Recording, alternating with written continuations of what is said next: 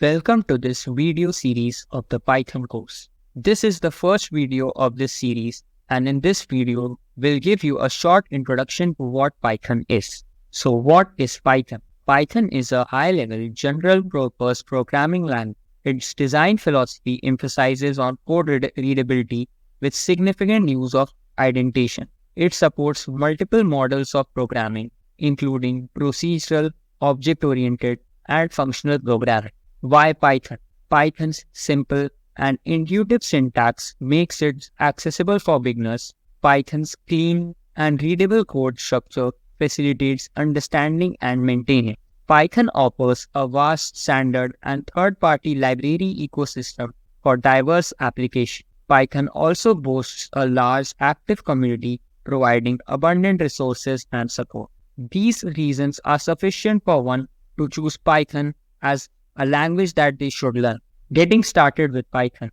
During this video course, these are the following topics that we'll be covering. Feel free to pause this video and check out this handout. In this course, we'll go through control structure and conditional statements, repetition and loops, functions and modular programming, and then we'll see different data structures such as lists, tuples, sets, and dictionaries. After that, we'll check out strings in Python. We'll also go through file handling, object-oriented programming, and error handling. In the end, we'll check out some Python libraries such as NumPy, Pandas, and Matplotlib. Installing Python. For installing Python, one should visit the official Python website at www.python.org. There they can choose the appropriate version based on their operating system. Google Colab, Jupyter Notebooks, Cabal Notebooks, and Replit are some other platforms that offer an environment for running Python code.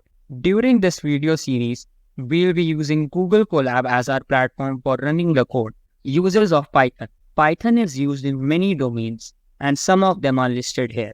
Web development, data science and machine learning, scripting and automation, scientific computing, game development, desktop GUI applications, web scraping, education and training, finance and trading, and networking and system administration.